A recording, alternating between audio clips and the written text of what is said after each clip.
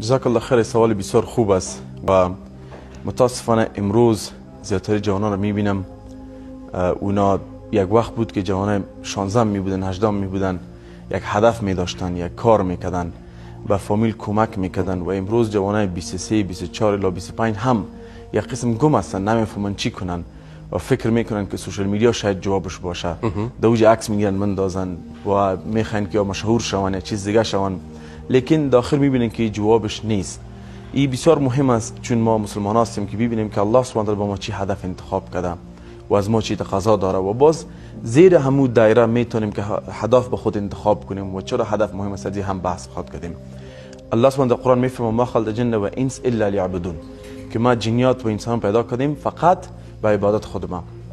دیجا عبد یا عبد از بندگی معنا داره. بله. بندگی این معنا نیست که مثلا خداوند ما را پیدا کرده به خاطر که ما بریم 5 دفعه نماز بخوانیم و رمضان روزه بگیریم، همین هدف زندگی ماست. نه، الله سبحانه و تعالی میفرماید چیزی که اونا حلال کردن، چیزی که اونا حرام کردن از او خود دوری کو، چیزی که حلال از او نزدیکی کو، همین هدف زندگی شماست. مثلا به مادرت احترام میکنی، به همسایت احترام میکنی، به کارنا احترام میکنی، یعنی یک دری بسیار بزرگ است، چیزی که الله سبحانه و تعالی بهت اجازه داده و اراده کرده که به او عمل کنی.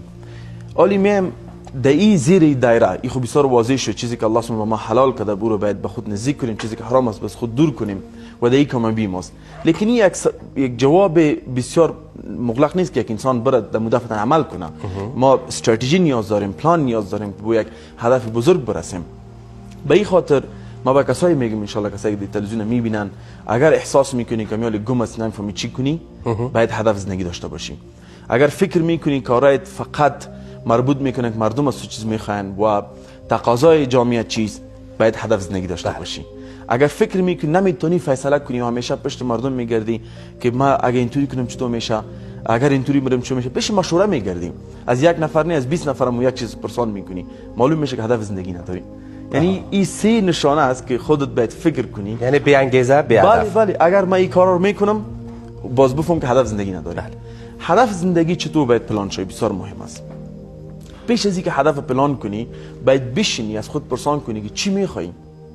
یک سوال بسیار خوب است، در می حالت هستی کجا میخوای بری، چرا میخوای دوجه بری، چی را به دست خواهد آوردی و اگر او را به دست خواهد آوردی باز چی خواهد شد، چی را از دست خواهی داد. بله، و چی را از دست میدی. یک سوالات بسیار مهم است و این را که جواب کردی باید یک ویژن داشته باشی، یک آرزو داشته باشی که کجا میخوای بری. نمیتونی بگی یک سرک پرسان کنی که آقای سرک کجا میره، او برات میگه خود کجا میری، هر جایی که رفتم و میگه باز هر سرک بگی. نه، اول باید بفهمی کجا میری، چی میخوای و چرا او تقاضا داری. سوالات بسیار مهم است و بدون شک برو زیر دایره اسلام ببین، زیر دایره جامعه ما ببین، زیر دایره خوبی در دنیا و آخرت ببین. او را که انتخاب کردی باز بسیار مهم است که ببینی چی من در خود دارم که دوج خود رسانده میتونم. یگان مردم تقاضاش کلانترین بیلدینگ دنیا جور کنن، لیکن پولش داری نه، سر رو هدف کار نکن. ما جوانا را دیدیم سر چیزای فکر میکنن که هیچ تطبیق کردن نمیتونن، کیفیتش ندارن و به هدف هم نمیرسن. بله، علمیتش ندارن، یعنی یک غیر فکری هدف به خود انتخاب کردن که او را سرش هیچ وقت فکر نکردن، سوال از خود نکردن، به امر یک کسی که میفهمه موضوع مشوره نگرفتن. و سوم، آیا او را به دست آوردی باز زوم خوش خواد بودی یا نه؟ یک سوال بسیار مهم است.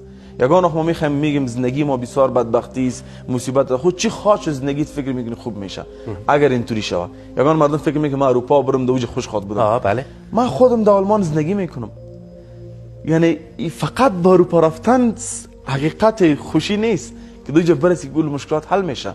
زیاد مردم تقریبا 53% آمریکایی‌ها از تنهایی رنج میبرند. یعنی این بسیار مهم است که یک حقیقی هدف به خود انتخاب کنی، چیزی که میتونی لذت ببری در دنیا و انشاءالله آخرت. بله. به می خاطر یک اکشن پلان باید داشته باشی، یک چیزی که سمارت پلان است و او چه رقم میتونیم پلان کنیم. یکی از که هدفتان باید واضح باشه، چی میخواین از زندگی، چی میخوای. یک سوال بسیار خوب است. یک کس شاید هدف داره، ماشاءالله خود ورزشکار هستی، در هدف ورزش میام، من میخوام وزن از دست بدم، چند کیلو، چیز واضحه. یک نفر برات میاد، من در کلاب تان برات میگم من میخوام وزن کم کنم، میگی چند کیلو، میگن من وزن کم کنم. نمیتونی اون رو پلان کنی چون او معلوم نیست که خودش به پلان آمده. بله، خودش به پلان آمده. باید اول پرسان کنی از خود پرسان کنی چی میخوایم. مثلا بیاین سر وزن، میخوایم 2 کیلو وزن کم کنم، من چاق شدم، من باید وزن کم کنم اصلا. و خب باید بفهمی خود 2 کیلو واضح شد، بسیار واضح. جوانا میخواین من میخوایم پولدار شم.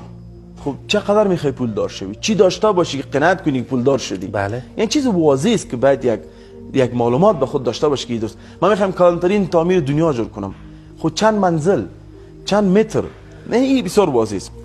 دوم او را باید یک پلان جور کنی که بتونی پس حسابش کنی. مثلا وزن کم میکنی 2 کیلو، 3 کیلو کم شده، چند کیلو مونده؟ 7 کیلو. هر هدف باید متر شوه، هر هدف باید اندازه‌گیری شوه، هر صبح، هر هفته، هر ماه، هر سال که من کجا در این هدف هستم. و یک چیز دیگه است او که باید از این هدف خودت در جریانش هم لذت ببری. این نیست که در یک جای رسیدی باز خوشحال شدی. من سوال دارم، مطمئن ما سوال داریم، بازی شروع خواهش میکنم. خیلی گپ هست و موضوع خیلی خوب.